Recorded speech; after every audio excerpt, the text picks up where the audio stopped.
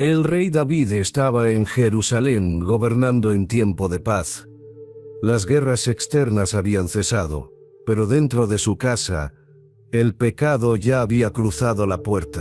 En ese momento, su primogénito, Amnón, se reclinaba en su cama fingiendo estar enfermo.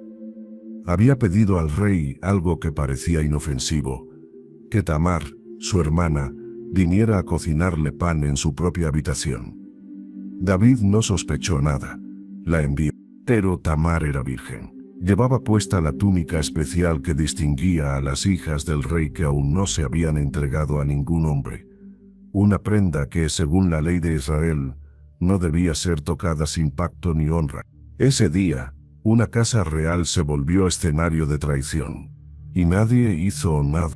¿Sabías que en toda la Biblia no se registra una sola palabra que Amnón haya dicho después de cometer su pecado? Solo queda su silencio y la tragedia que desató. Porque el pecado que se oculta bajo privilegios, si no es corregido a tiempo, termina encendiendo la espada del juicio dentro de la familia. Y tú, si hubieras sido testigo, ¿habrías callado como David o hablado como Tamar? Déjalo en los comentarios. Suscríbete para descubrir lo que nadie te ha contado de las heridas más profundas de la Biblia. Y comparte este video con alguien que necesita saber que Dios no ignora lo que otros encubren. En los días en que el reino de David se fortalecía en Jerusalén, cuando la justicia debía florecer desde el trono y la ley del Señor debía gobernar los corazones, en lo más íntimo del palacio se gestaba una sombra silenciosa. Amnón, primogénito de David y heredero natural de la corona, se movía por los corredores reales, no con el porte de un líder temeroso de Dios, sino con el peso de un deseo que no venía del cielo. Amnón amaba a Tamar. Así lo decía con sus labios. Pero no era amor lo que palpitaba en sus pensamientos, sino confusión disfrazada de pasión. Tamar era hermosa. Era hija de David, igual que él, pero de diferente madre. Era hermana de Absalón, pura, decorosa y apartada. Vestía túnicas largas de colores, como correspondía a las doncellas vírgenes del linaje real. Su andar era sereno, y su rostro reflejaba la honra que da el temor de Dios. Pero Amnón no podía dejar de mirarla. Su alma no hallaba descanso. Su semblante se apagaba con cada día. Su cuerpo menguaba, y aun sus siervos lo notaban. Se sentía enfermo, no de fiebre, sino de deseo. La Escritura lo dice así. Amnón se angustió hasta enfermarse por Tamar su hermana, pues por ser ella virgen le decía a Amnón difícil hacerle cosa alguna. Y sin embargo, en lugar de llevar su carga ante el Dios de Israel, o someter su corazón al consejo de los sabios, Amnón la escondió. Alimentó su pensamiento. Meditó en secreto, y lo que parecía imposible se volvió obsesión. En vez de buscar ayuda del Altísimo, buscó consejo entre los hombres. Entonces entró en escena un nombre que pocos recuerdan, pero que marcó la tragedia: Jonadab. Era primo de Amnón, hijo de Simea, hermano de David. La Biblia lo describe como hombre muy astuto, no sabio, no justo, astuto. Un corazón retorcido detrás de un rostro amistoso. Jonadab lo observó, percibió su tristeza y le preguntó con familiaridad: ¿por qué tú, hijo del rey, estás así cada mañana decaído? No me lo dirás. Y Amnón abrió la puerta del corazón equivocado. Le respondió: yo amo a Tamar, la hermana de mi hermano Absalón. No dijo mi hermana, no dijo mi sangre. En su mente ya había separado el vínculo sagrado que los unía. Ya no veía el rostro de una hermana, sino el objeto de su deseo. Y Jonadab, lejos de reprenderle o clamar por temor de Dios, ideó un plan: acuéstate en tu cama y finge que estás enfermo. Cuando venga tu padre a verte, dile: te ruego que mi hermana Tamar venga y me dé de comer, que prepare delante de mí alguna vianda para que yo la vea, y yo la coma de su mano. Así habló, sin temblor, sin temor. Y así, el pecado pasó del pensamiento a la planificación. Amnón escuchó. No opuso resistencia. No buscó escape. Al contrario, ejecutó al pie de la letra las palabras del consejo perverso. Al día siguiente, el joven se recostó. Fingió. La mentira envolvió la atmósfera de su cámara. Cuando el rey David vino a verlo, no discernió el engaño. No vio la red tejida con hilos de astucia y lujuria. Amnón le habló con aparente debilidad. Te ruego que venga mi hermana Tamar y haga delante de mí 2 hojuelas para que coma de su mano. David aceptó, envió mensajeros a la casa de Tamar, y le dijo, ve ahora a casa de tu hermano Amnón, y hazle de comer. Y ella fue. Ningún ángel detuvo su paso. Ninguna voz celestial le advirtió. El cielo parecía en silencio. Tamar obedeció a su padre. Tomó la harina, la amasó, hizo hojuelas delante de él, y las coció. Tomó la sartén y la sacó delante de él. Pero Amnón no quiso comer. Dijo, echad fuera de aquí a todos. Y todos salieron. La habitación quedó en un tenso silencio. Tamar, sola. Amnón, con el rostro pálido. Pero su corazón no tenía enfermedad, sino pecado oculto. Entonces le dijo, trae la comida a la alcoba, para que yo coma de tu mano. Ella accedió, pero cuando se acercó, él la tomó de la mano. Y en ese instante la trampa quedó expuesta. Le dijo, ven, acuéstate conmigo, hermana mía. Tamar retrocedió. Su voz se quebró, pero habló con sabiduría. Le dijo, no, hermano mío, no me humilles, porque no se debe hacer así en Israel. No hagas tal vileza, porque ¿a dónde iría yo con mi deshonra? Y tú serías estimado como uno de los perversos en Israel. Te ruego ahora que hables al rey, que él no me negará a ti. Pero él no quiso oírla. Antes fue más fuerte que ella, y la forzó. Y así, en la casa de David, bajo el nombre de Israel, se cometió un acto de injusticia que no vino de las naciones paganas, sino del propio linaje del rey. No hubo terremoto, no cayó fuego del cielo. Pero los cielos callaron con dolor. Y desde ese momento lo que parecía deseo se convirtió en aborrecimiento, porque Amnón la aborreció con tan gran aborrecimiento que el odio con que la aborreció fue mayor que el amor con que la había amado. Entonces Amnón le dijo, levántate y vete. Y fue allí donde Tamar, deshecha, comprendió que no solo había sido deshonrada, sino desechada como si no tuviera valor. Su alma clamaba, pero no había justicia.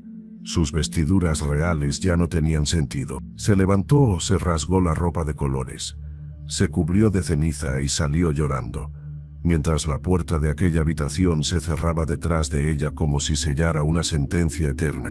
Y así termina la primera escena de esta tragedia.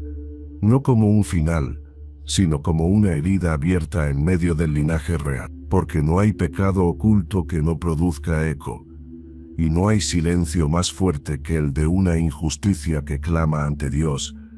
Mientras la voz de Tamar se alejaba por los pasillos del palacio con los ojos cubiertos y el corazón herido. Mientras los corredores del palacio aún conservaban el eco de los pasos de Tamar alejándose entre lágrimas, en el fondo de la corte permanecía la figura del hombre que había sido la semilla del desastre. Su nombre no era mencionado con frecuencia entre los jueces de Israel, ni entre los profetas. No era un guerrero, ni un cantor de salmos, ni un escriba de la ley. Pero Jonadab, hijo de Simea, sobrino del rey David y primo de Amnón, había dejado una marca imborrable en la historia de su familia. La escritura lo nombra con claridad en medio del relato. Jonadab era hombre muy astuto, no sabio, no justo, astuto. Y es allí donde se esconde el principio de muchas caídas. En la astucia que no teme al Altísimo, en el consejo que nace no del Espíritu de Dios, sino de la lógica carnal que busca caminos sin cruz, estrategias sin santidad, resultados sin justicia. Cuando Amnón se hallaba consumido por su deseo, Jonadab fue quien se acercó, no para reprender, no para interceder, no para llevarlo al arrepentimiento, sino para ofrecerle un plan, un método, una forma de cumplir lo que su corazón impuro había concebido.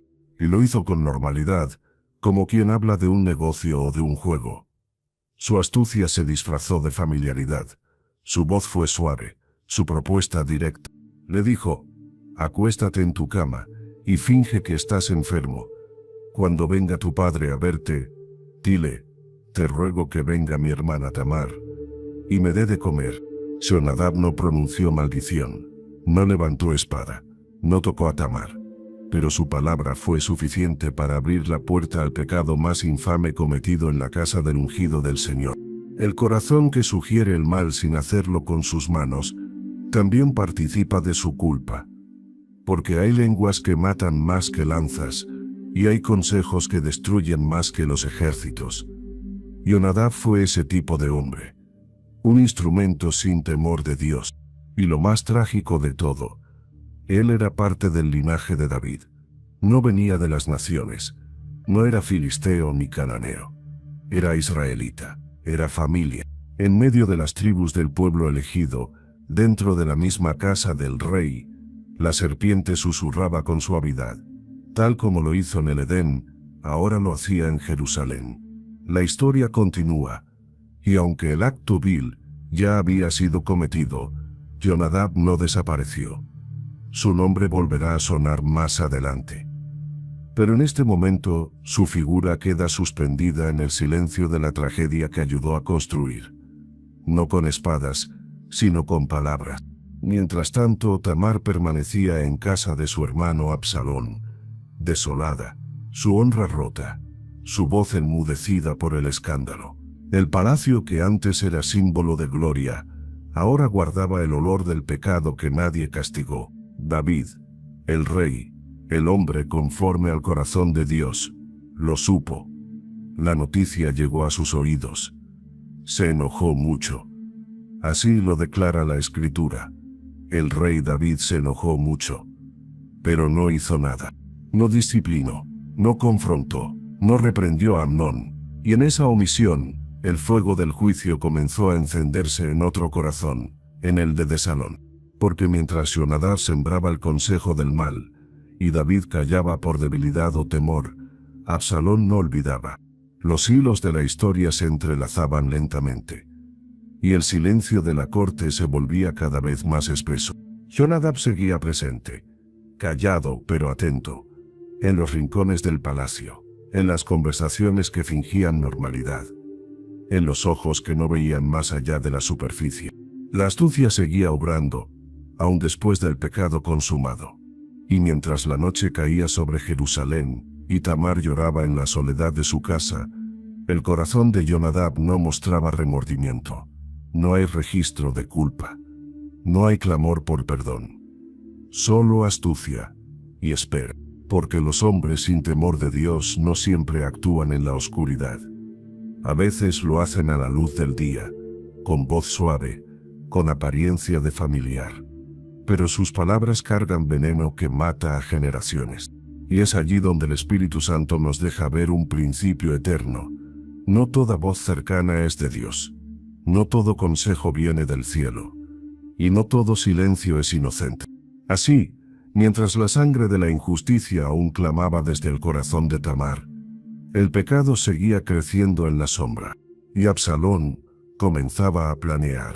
El día amaneció con aparente calma en Jerusalén. Los patios del palacio estaban en silencio, y las puertas del aposento del primogénito del rey se mantuvieron cerradas, como si la enfermedad anunciada hubiese alcanzado su punto más grave. Ningún heraldo fue enviado. Ningún profeta se presentó. Solo los siervos del rey sabían que Amnón había pedido quedarse en su habitación, postrado en cama, aquejado por un mal que ni la medicina ni la oración podían curar. Era la trampa que había planeado con Jonadab, y el momento para ejecutarla ya estaba a las puertas. Desde el exterior, la voz de Tamar se escuchaba acercándose.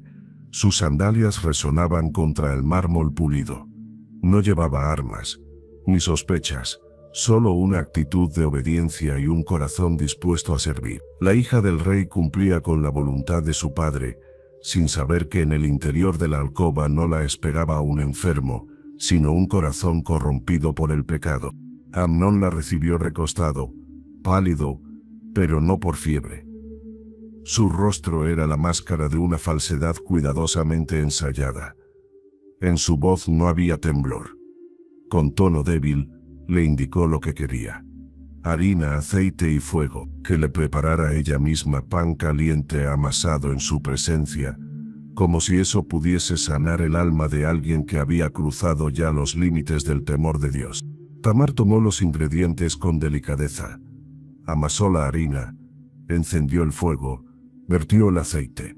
Sus manos se movían con gracia, sin saber que cada movimiento acercaba al cumplimiento del plan oculto. El aroma del pan recién cocido se elevó por la habitación. Pero no había paz en el aire. Los ojos de Amnón la seguían con intensidad callada. No la miraba como hermano, no como hombre de Israel. La miraba como alguien que había decidido dejar de temer al Altísimo. Cuando el pan estuvo listo, ella lo presentó con humildad. Pero Amnón no quiso comer. Su voz se alzó, más firme que antes, y ordenó: echad fuera de aquí a todos. Y todos salieron. Quedaron a solas. Tamar se mantuvo serena, con la inocencia de quien no ha hecho mal. Se acercó para llevarle el alimento, cumpliendo el deseo de su padre. Pero entonces, en un acto repentino, Amnón se incorporó y la tomó con fuerza. Fue en ese instante cuando la trampa se reveló por completo. Amnón habló, sin vacilación: ven, acuéstate conmigo, hermana mía. Pero Tamar no se quedó callada. Su voz se quebró por la urgencia, pero no perdió la sabiduría. Suplicó, razonó, clamó con palabras que nacen del temor de Dios: no, hermano mío, no me humilles, porque no se debe hacer así en Israel.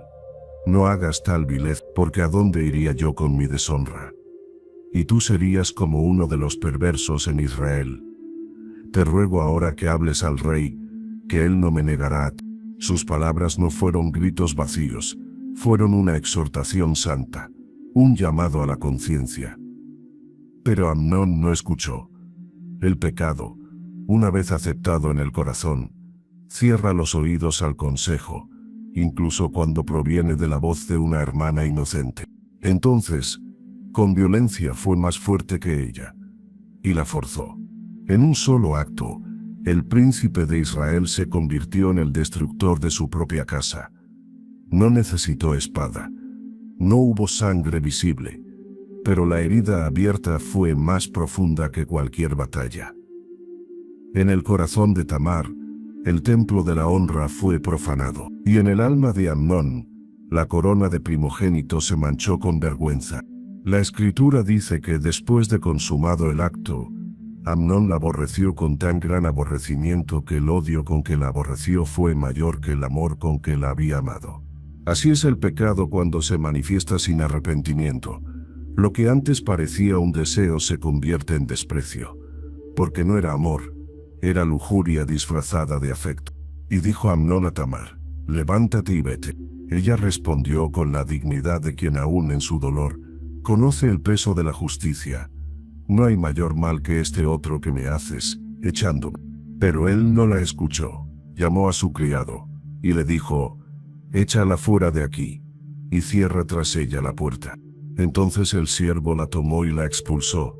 Tamar, la virgen del palacio, hija del rey, vestida con túnica de colores, fue arrojada como una extranjera, y la puerta se cerró detrás de ella. Ella se cubrió de ceniza, rasgó su vestido, puso su mano sobre la cabeza y salió llorando a gritos. Así fue como la trampa se completó.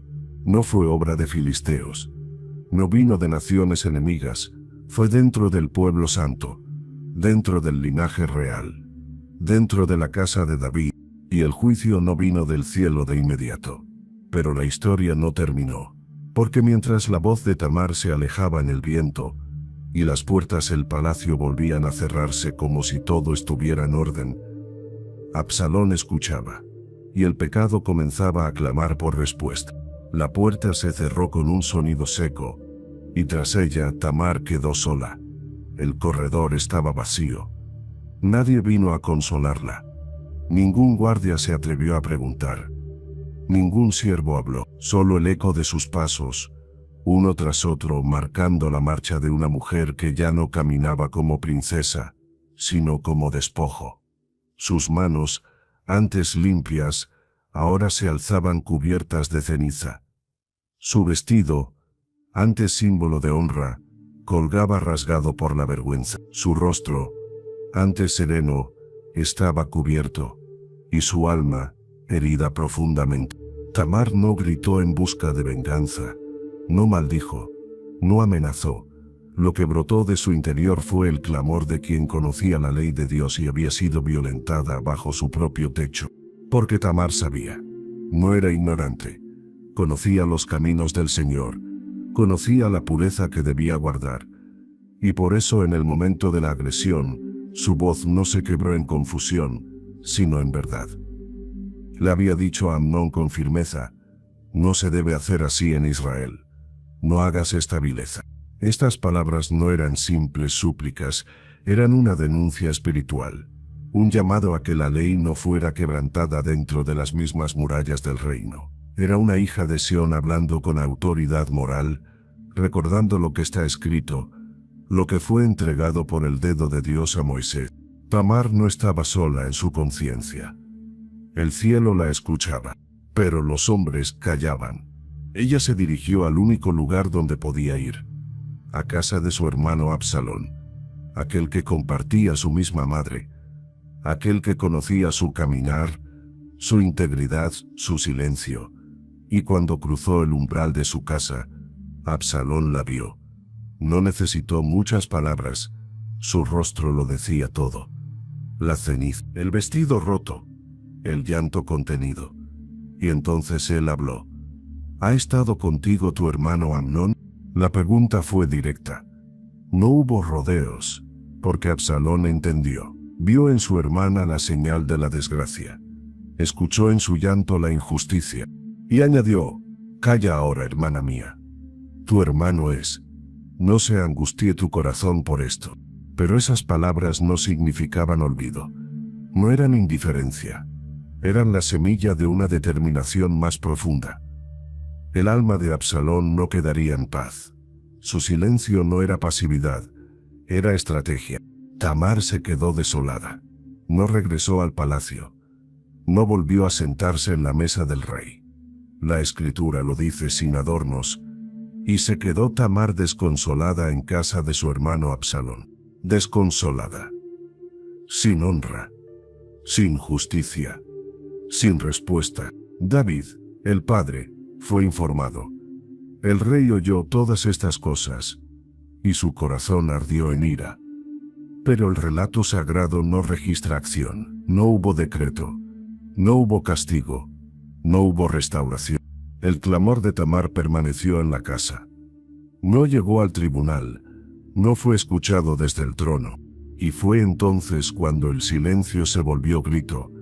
No desde la boca de la víctima, sino desde el corazón de un hermano. Absalón guardó el asunto en su alma. No habló con Amnón, ni bien ni mal. Pero cada día que pasaba, la injusticia crecía en su interior. No por rencor personal, sino porque sabía que la voz de su hermana no había sido oída. Y en ese silencio, el juicio comenzó a tomar forma. La ley de Dios no fue invocada. Nadie consultó a los sacerdotes. No hubo expiación. Solo dolor, omisión y oscuridad. Tamar, aquella que conocía la ley, que suplicó con palabras santas, quedó sepultada en una habitación silenciosa. No murió físicamente, pero su vida fue como un lamento permanente. El pecado de Amnón no solo fue un acto impuro, fue un crimen espiritual contra el templo viviente que era su hermana, y en ese crimen, el juicio de Dios comenzó a tomar rumbo. Porque en el reino de los cielos no hay palabra caída al suelo. Y la voz del justo, aunque silenciada por los hombres, sigue resonando delante del trono eterno. Así Tamar, con la frente baja y el espíritu aún firme, se convirtió en el testimonio viviente de que el pecado no se oculta por siempre. Que la verdad no se silencia eternamente. Que el Señor ve. Y Absalón guardaba silencio. Pero su mirada ya no era la misma. Porque el día que Tamar cruzó la puerta con el vestido roto, no solo se quebró el honor de una virgen, se quebró la paz del linaje de David. El pecado, una vez cometido, no siempre se oculta en las sombras. Hay momentos en que clama desde la conciencia, y otros en que se transforma en algo aún más perverso: desprecio. En el caso de Amnón, su culpa no se convirtió en arrepentimiento, sino en odio. Y así lo declara la Escritura, sin ambigüedades. Después la aborreció Amnón con tan gran aborrecimiento, que el odio con que la aborreció fue mayor que el amor con que la había amado. No era amor lo que había sentido. Era deseo disfrazado. Era pasión impía, impulsada por la carne y no por el temor de Dios. Y como todo lo que nace fuera del Espíritu, una vez satisfecho muere y deja solo vacío. Amnón no solo forzó a Tamar, sino que, una vez consumado su pecado, la trató como desecho. No como hermana, no como mujer, no como hija de David. La deshonró y la despreció. Le dijo: levántate y vete. Tamar, aún temblando, respondió con palabras que claman hasta hoy: no hay mayor mal que este otro que me haces echándome. Porque no era solo el abuso físico, era el rechazo público. Era lanzarla fuera como si fuera impura, como si ella hubiese pecado. Era destruir no solo su cuerpo, sino su dignidad, su testimonio, su vida. Pero Amnón no la escuchó. No hubo en él temblor, ni llanto, ni reconocimiento. Su corazón se había endurecido. Como Faraón en Egipto, ya no oía la voz que venía del cielo. Mandó a su criado, y le dijo: échala fuera de aquí, y cierra tras ella la puerta. Y así fue. La hija del rey fue echada como una intrusa, y la puerta se cerró tras ella, no solo como barrera física, sino como símbolo de que su honra había sido lausurada sin justicia. El criado obedeció, no preguntó, no se opuso, porque el pecado no solo afecta a quien lo comete, también corrompe a los que le rodean. Tamar salió. Su túnica de colores, aquella que señalaba su virginidad y su pertenencia al linaje real, fue rasgada. Se cubrió de ceniza, puso su mano sobre la cabeza y caminó llorando a gritos. No se escondió, no guardó silencio, no temió la vergüenza, porque su voz era la de una mujer que sabía que había sido víctima, no culpable. La Escritura no registra una respuesta del pueblo. Nadie se levantó en su defensa. Ningún anciano juzgó. Ningún sacerdote intervino. Tamar llegó hasta la casa de su hermano Absalón, y allí quedó. Mientras tanto, en los corredores del palacio, Amnón regresó a su cama. Ya no fingía enfermedad, pero su alma estaba enferma de otro mal: el pecado no confesado, el desprecio por el prójimo, el endurecimiento del corazón. El texto no nos muestra que haya sido inquietado por la voz de Dios. No hubo sueños, no hubo temblores, solo el silencio. Pero Dios no calla por siempre. Su justicia no se retrasa, se prepara. Absalón observaba. Tamar callaba. David lo sabía. Y no hizo nada. El corazón del rey se encendió en ira, pero no se movió a actuar. Quizás por debilidad, quizás por temor, o quizás por no querer juzgar a su primogénito. Pero al no corregir al culpable, dejó abierta una herida en su casa que no sanaría con el tiempo. En el alma de Amnón, el desprecio creció. No pidió perdón, no ofreció reparación, no buscó restauración. Solo siguió adelante como si nada hubiese ocurrido. Pero en el cielo, Tamar no fue olvidada. Y en la tierra, Absalón no perdonó. La semilla del juicio ya había sido sembrada no por mano de un profeta, sino en el corazón de un hermano. El pecado de Amnón había comenzado como un deseo. Había sido alimentado por un consejo. Había crecido en una trampa. Y ahora había florecido en un acto consumado que deshonró no solo a una mujer, sino al trono mismo de Israel. Y mientras la ciudad seguía su ritmo como si el sol brillara igual, y las ofrendas siguieran quemándose en el altar, el juicio del cielo se aproximaba. No con ruido, no con fuego, sino con la mirada de un hermano que ya no hablaba con Amnón, ni bien ni mal. Tamar no volvió al palacio. No se presentó más en los patios donde las doncellas del rey cantaban los salmos de David. No caminó de nuevo por los pasillos donde antes era mirada con respeto.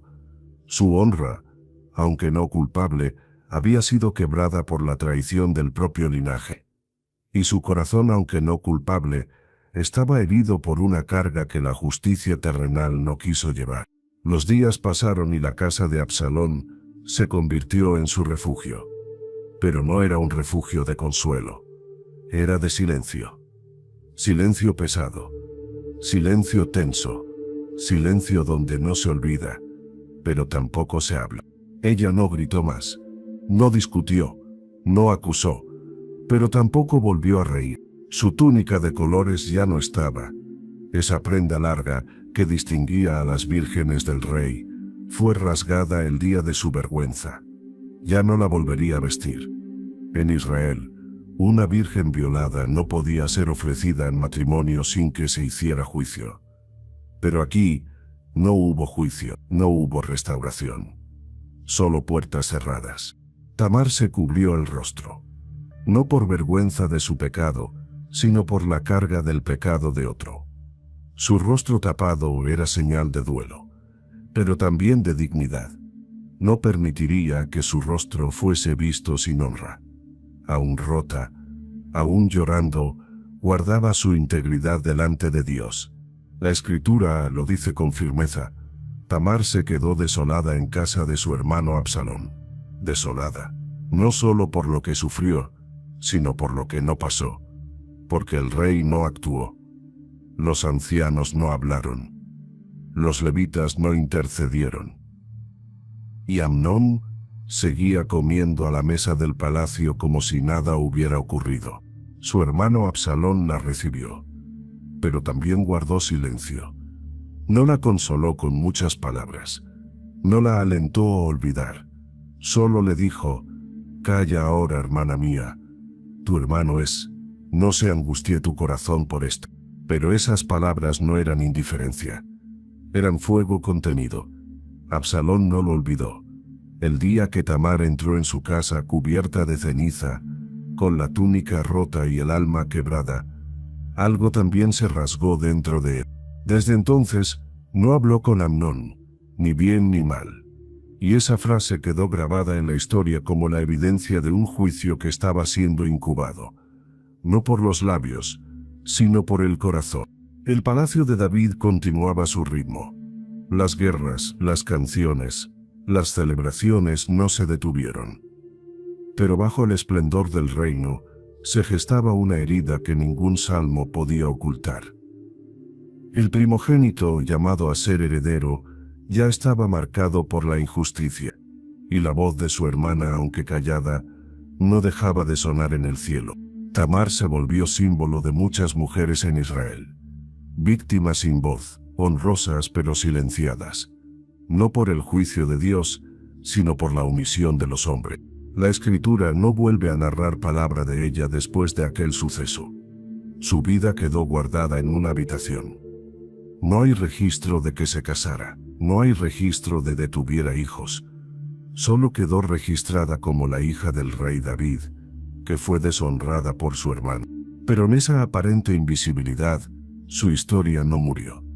Porque cada línea de la palabra que la menciona sigue viva, como una advertencia eterna al trono, a los jueces y a los padres. El silencio frente al pecado es también pecado. Mientras ella permanecía en su aislamiento, Amnón seguía su vida. No mostró remordimiento, no pidió perdón, no buscó reconciliación. Y David, aunque enojado, no corrigió. El rey que derrotó a Goliat no enfrentó a su propio hijo. Absalón observaba, y la justicia que no vino del rey comenzó a gestarse en el corazón del hermano. Porque en Israel, cuando la ley es ignorada y la honra es pisoteada, la ira no siempre viene del cielo de inmediato. A veces toma la forma de alguien que ha esperado demasiado. Y mientras Tamar seguía encerrada entre paredes silenciosas, el día del juicio se acercaba con pasos firmes, aunque aún invisibles. Pasaron los días. Y luego los meses. Pero el corazón de Absalón no olvidó. Tamar seguía en su casa, silenciosa, viva, pero desolada. Su presencia no se anunciaba en el palacio. Nadie la mencionaba en las plazas. Era como si su honra violada hubiese sido borrada de los registros del reino, pero no de la memoria de su hermano. Absalón no era un hombre impulsivo. Su ira no se expresó en gritos ni en discursos. Su sed de justicia no se manifestó con lanzas ni piedras. Se guardó en el alma, como un fuego lento que se alimentaba del silencio de su padre y de la impunidad de Amnón. Desde el día en que Tamar cruzó el umbral de su casa con el rostro cubierto, Absalón no habló más con Amnón, ni bien, ni mal. No hubo confrontación directa, no hubo acusación pública, pero el muro entre ellos fue absoluto, irrompible, y el juicio que no vino de David comenzó a tomar forma en el alma de su hijo. La escritura es clara. Pasaron 2 años. 2 años en los que Amnón vivió como si nada hubiese ocurrido. 2 años en los que el palacio siguió en paz exterior, pero con fracturas internas. 2 años en los que Tamar no volvió a mostrarse.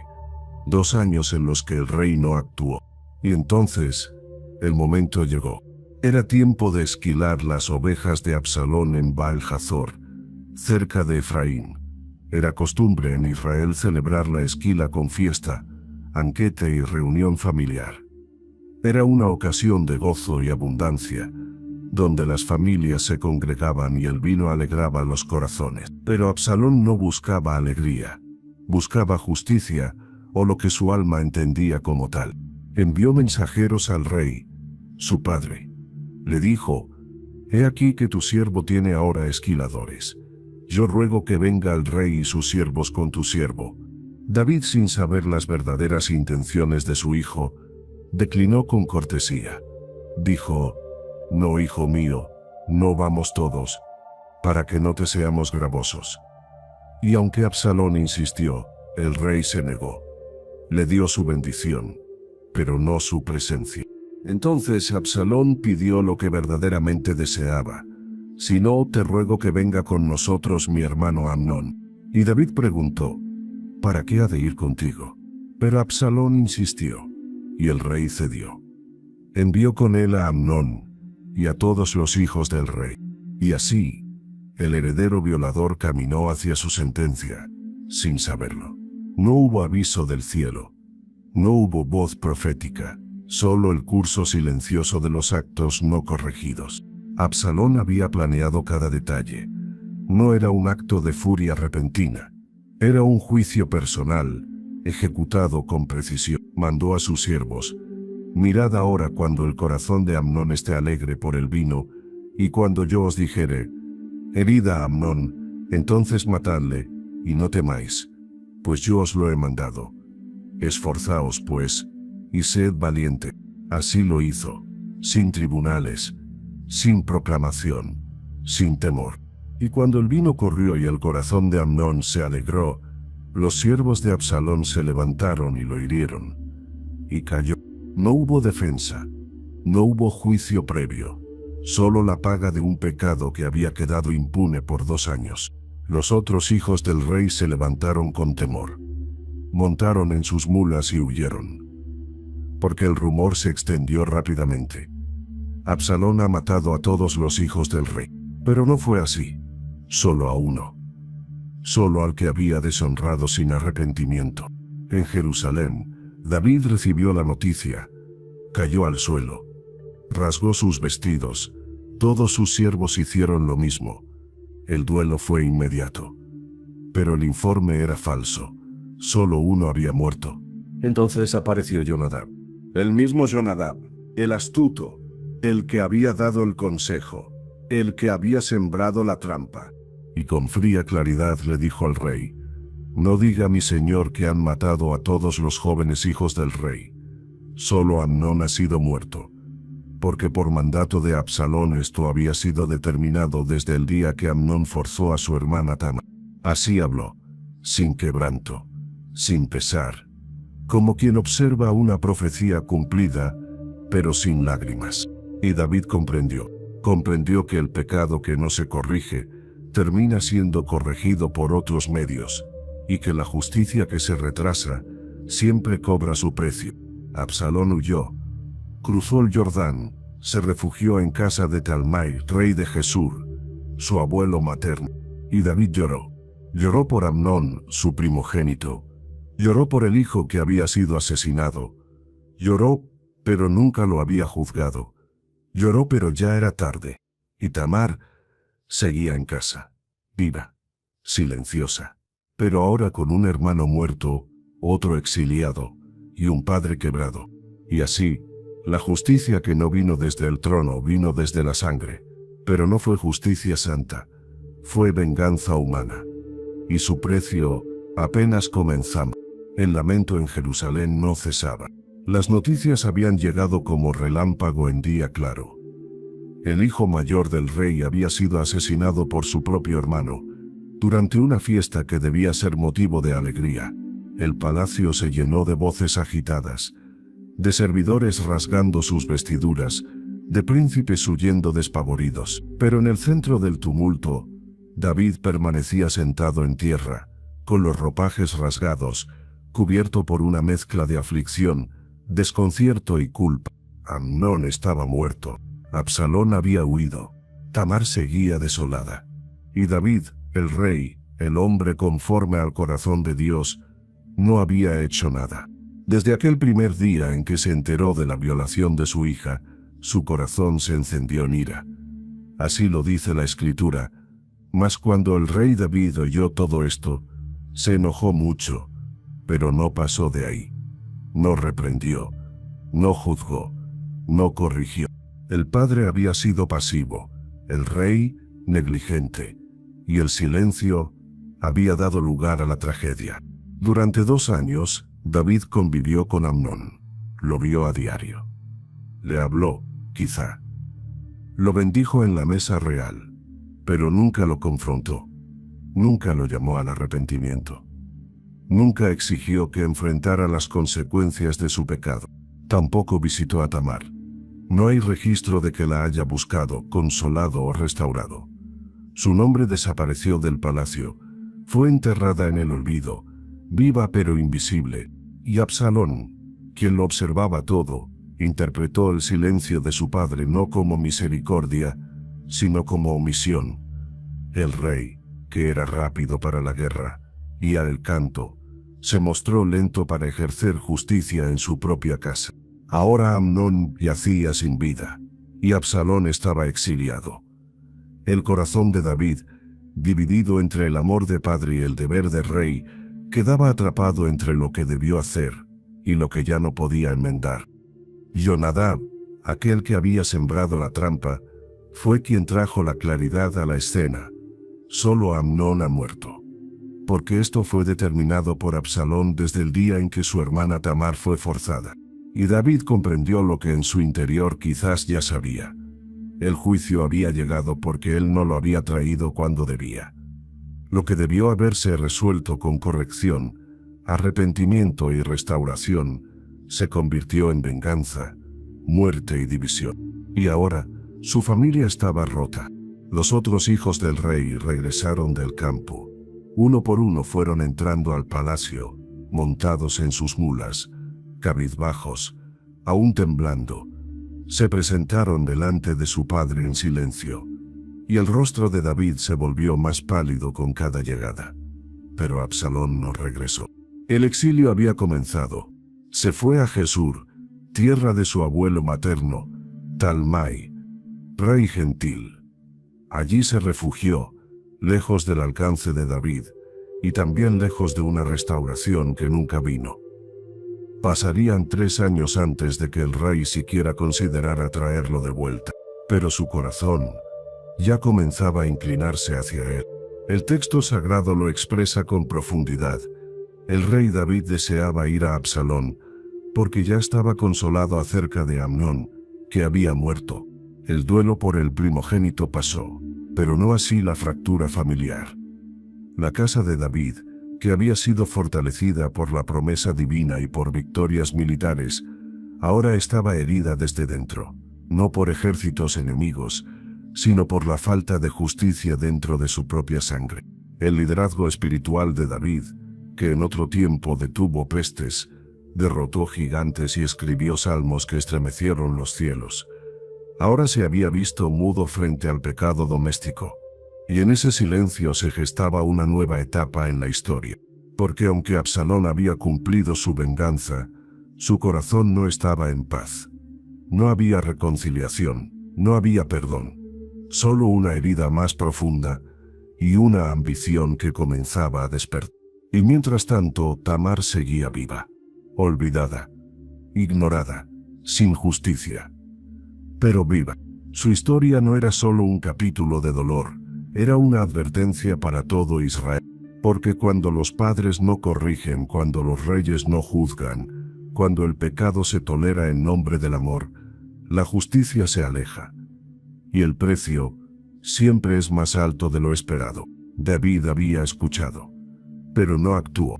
Y ahora, lo que estaba roto ya no podía unirse con facilidad. La sangre de Amnón estaba en la tierra. Absalón estaba lejos. Tamar aún lloraba. Y el palacio que debía ser ejemplo de justicia, temblaba por dentro. Absalón huyó. La sangre de Amnón, derramada en la celebración de la esquila, ya se había secado. El banquete se había desvanecido entre el olor del vino derramado y el espanto de los hijos del rey que escaparon en silencio. Pero la herida no había cerrado. Pasaron los días, luego los meses, y con el tiempo, 3 años completos. Y durante ese tiempo, nadie tocó el asunto. Ningún tribunal se pronunció. Ningún sacerdote habló de expiación. Nadie convocó a juicio. David no mandó a buscar a Absalón. Absalón no pidió volver. Tamar no fue restaurada.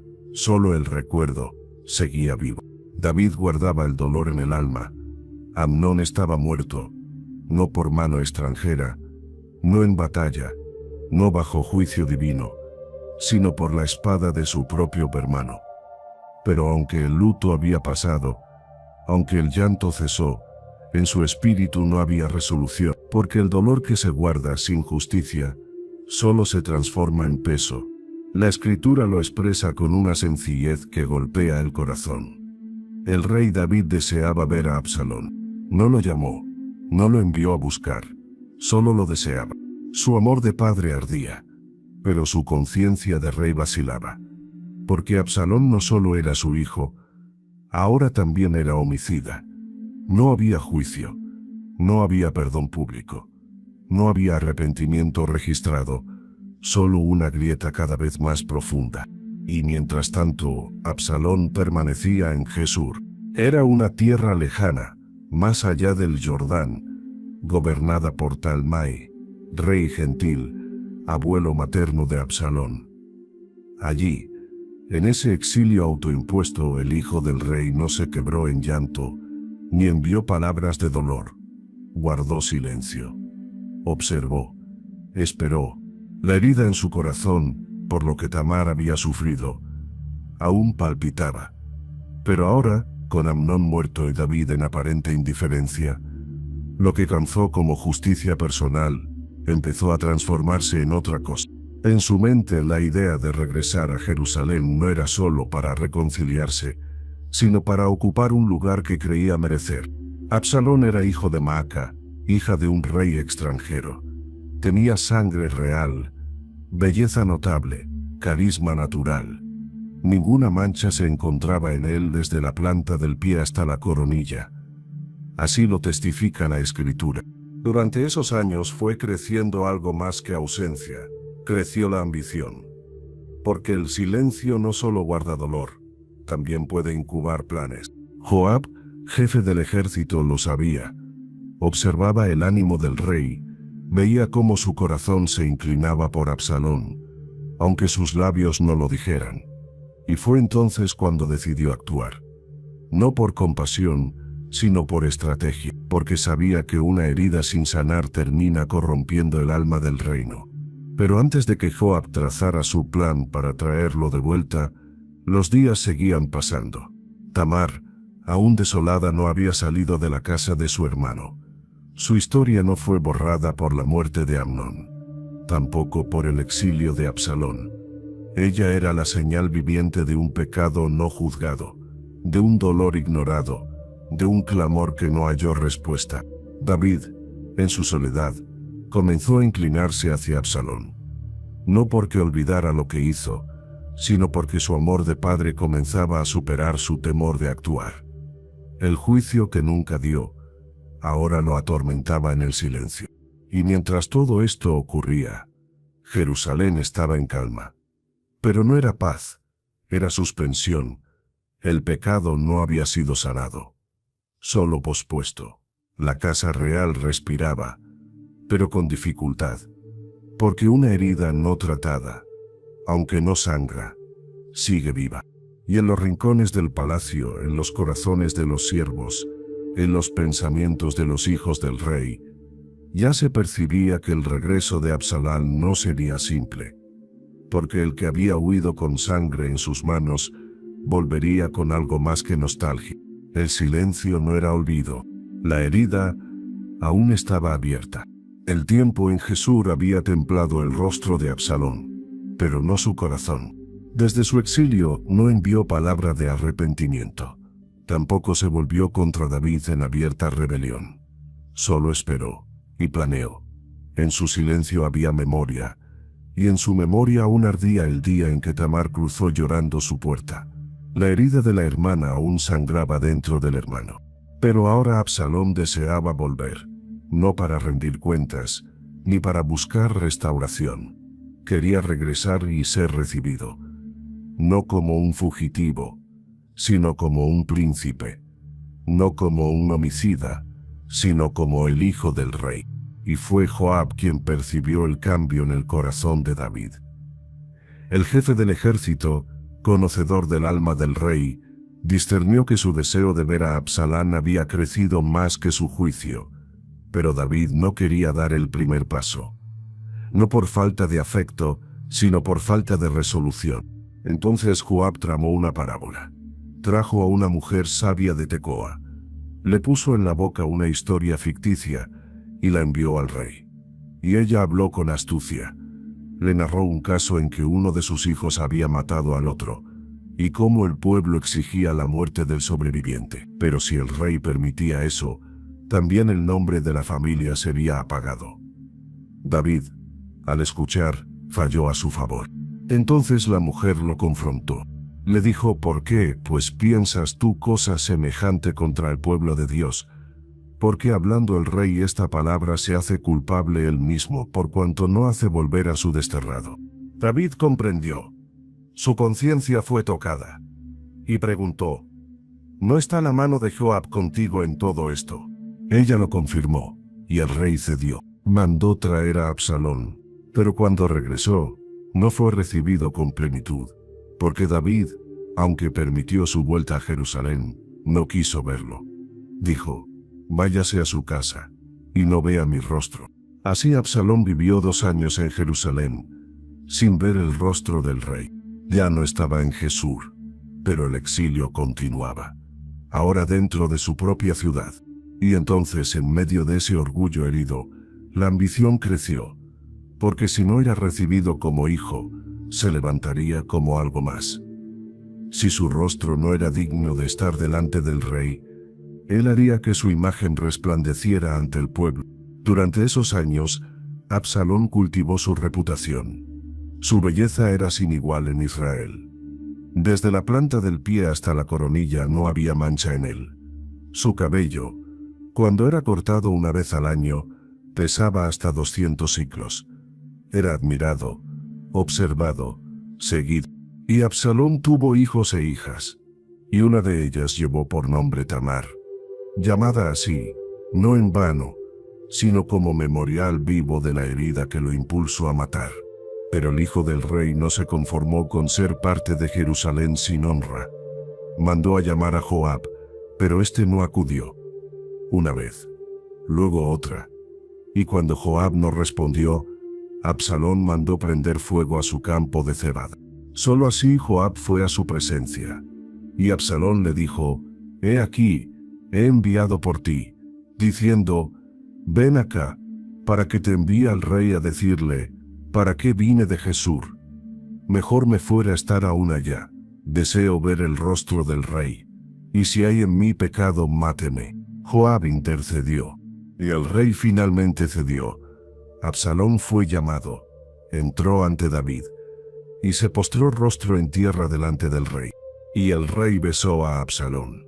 Pero no hubo confesión, no hubo lamento, no hubo arrepentimiento, solo un gesto político, una reconciliación vacía, una escena sin sustancia. Ese beso no selló paz, selló oportunidad, porque Absalón desde ese momento comenzó a levantar su mano contra el trono. No con espadas todavía, sino con astucia, halago y estrategia. Se paraba cada mañana junto al camino que conducía a la puerta de la ciudad. Y cuando alguien venía al rey por juicio, Absalón le hablaba primero.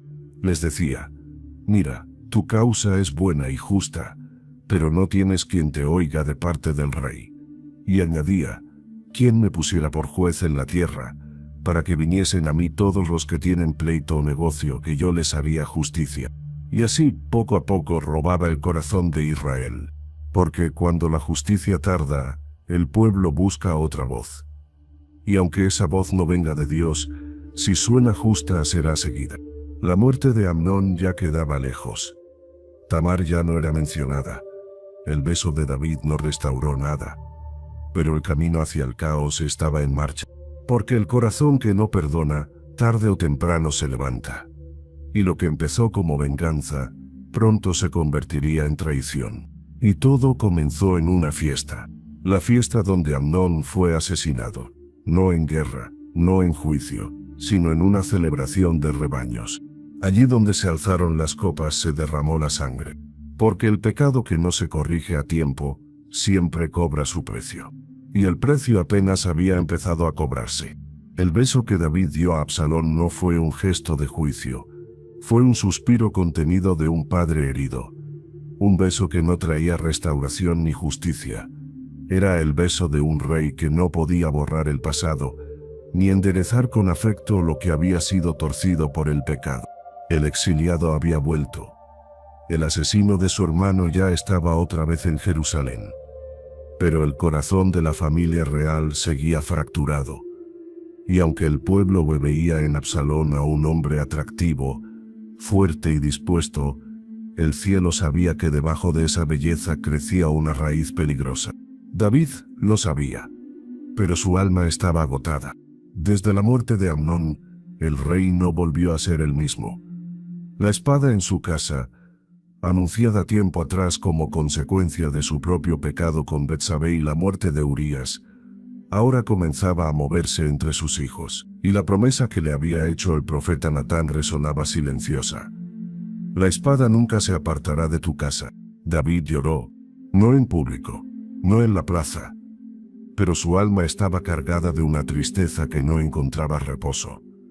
Había perdido a su primogénito sin haberlo corregido. Había besado a su asesino sin haberlo juzgado.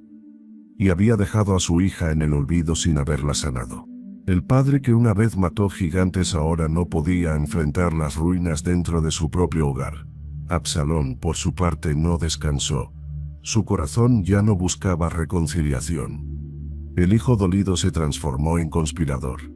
Y mientras el rey lloraba en silencio, Absalón planeaba en las puertas de la ciudad. Durante 4 años, se levantaba temprano, saludaba a cada israelita que venía a buscar juicio. Le tomaba la mano, lo abrazaba, lo hacía sentir visto. Y les decía, tu causa es buena, pero no tienes quien te escuche de parte del rey. Así robaba el corazón de los hombres de Israel. No con promesas vacías, sino con gestos medidos. No con rebelión abierta, sino con carisma sutil. Porque cuando un pueblo siente que el trono no es cosa, se vuelca hacia el que parece más cercano. Absalón, aun siendo hijo del rey, ya no veía a David como su padre, sino como el trono que debía tomar. La escritura no menciona que David lo detuviera. No hay registro de advertencia ni de vigilancia, El rey permanecía en su casa como si el dolor lo hubiese dejado paralizado, como si el juicio del cielo ya estuviese tan adentro que no quedaba fuerza para resistir. Pero el cielo observaba, y el plan de Absalón continuaba. Un día dijo al rey: «Te ruego que me dejes ir a Hebrón a pagar un voto que hice al Señor». David accedió sin sospechas. No vio malicia, no discernió rebelión. Y así, Absalón salió de Jerusalén. Pero no para adorar. Fue a organizar la traición. Envió mensajeros por todas las tribus de Israel diciendo: «Cuando oigáis el sonido de la trompeta diréis: Absalón reina en Hebrón». Y con él iban 200 hombres de Jerusalén, invitados inocentemente. No sabían lo que tramaba. También tomó consigo a Ahitofel, consejero de Dei, hombre de sabiduría reconocida, que ahora cambiaba de lado. El exilio se transformaba en reino, y Jerusalén, aún en calma aparente, estaba a punto de ser sacudida desde adentro, porque el hijo que había vuelto sin rendir cuentas, ahora levantaba mano contra el padre que había cedido sin corregir. El llanto de David no fue suficiente para detener lo que ya estaba en marcha. Y la espada que no usó contra Amnón, ahora sería levantada contra él mismo. Absalón ya no era solo el vengador de Tamar, ahora era el usurpador del trono, y el palacio del rey ya no era un lugar seguro. El estruendo no vino de los enemigos de Israel. No llegó desde los filisteos, ni desde los amonitas, ni desde las ciudades paganas. El golpe más duro para la casa de David nació desde dentro, como una raíz que fue ignorada hasta convertirse en árbol torcido. Absalón se proclamó rey en Hebrón, y cuando los mensajeros llegaron a Jerusalén con la noticia, David no se preparó para el combate, se levantó para huir. Dijo a todos sus siervos: «Levantaos y huyamos, porque no podremos escapar delante de Absalón. Daos prisa a partir, no sea que apresurándose él nos alcance, y arroje el mal sobre nosotros y hiera la ciudad a filo de espada». Así el ungido de Dios, el que había vencido a Goliat con una piedra, el que había sido perseguido por Saúl y había reinado con justicia, ahora salía descalzo, cabizbajo, con su rostro cubierto y el alma herida, no por miedo a morir, sino por el peso de su propia casa derrumbándose. Cruzó el torrente de Cedrón con sus siervos, con su guardia personal y con los que aún le eran fieles, y subió llorando por la cuesta de los Olivos, cubriendo su rostro, caminando descalzo, en una marcha que no era solo física, sino espiritual, porque la espada anunciada por el profeta Natán se había cumplido. La rebelión no vino de los enemigos, sino de su propio hijo. Y todo comenzó con un pecado no corregido. Amnón deshonró a su hermana. David se enojó, pero no actuó. Tamar fue herida, y no fue restaurada. Absalón vengó la deshonra, pero nunca pidió perdón. Y ahora, la corona que David había recibido de parte de Dios era amenazada por la ambición de su propia sangre. Los días que siguieron fueron días de aflicción. Hombres que una vez cantaban salmos ahora escondían su rostro. Sacerdotes que ofrecían sacrificios ahora cargaban el arca por los montes. La ciudad de David, la amada de Dios, lloraba en silencio mientras el juicio seguía su curso. Pero aún en medio del dolor, David no dejó de confiar. Subió al monte, se postró ante el Señor, y dejó el juicio en sus manos. Dijo: «Si hallare gracia ante los ojos de Jehová, Él me hará volver, y me dejará ver el arca y su tabernáculo. Pero si dijere: no me complazco en ti, hágame como bien le parezca, porque el justo, aun quebrado, se entrega a la voluntad divina. El padre, aunque herido, sigue buscando al Dios que lo llamó».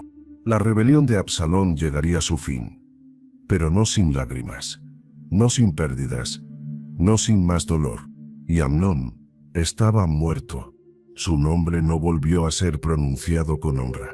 No hubo memoria pública que lo celebrara. No hubo monumento. No hubo descendencia.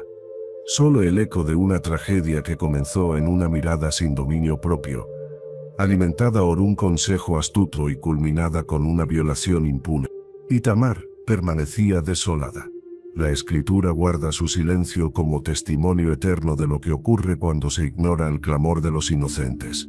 Y David siguió adelante, no como antes, no como en su juventud, sino como un hombre quebrado que había aprendido que la autoridad sin corrección no construye herencia, solo prolonga la caída. Porque cuando un padre no corrige, cuando la justicia es reemplazada por afecto ciego, cuando el rey no juzga lo que ocurre en su propia casa, la ruina no viene de lejos. Comienza en el alma y termina en la caída de todo lo que fue levantado. Y así concluye el relato no de una guerra, sino de una familia. Una familia elegida, sí, pero marcada por la falta de juicio a tiempo. Una historia que no fue escrita para escandalizar, sino para advertir. Y una voz, la de Tamar, que aunque fue callada por los hombres, sigue hablando en la palabra eterna de Dios. Porque en la casa del justo, si la santidad no gobierna, la ruina no tarda. Y aquel que no disciplina a su hijo a tiempo, recogerá el fruto de su propio silencio. Y así termina la historia de Amnón. No como príncipe, sino como advertencia.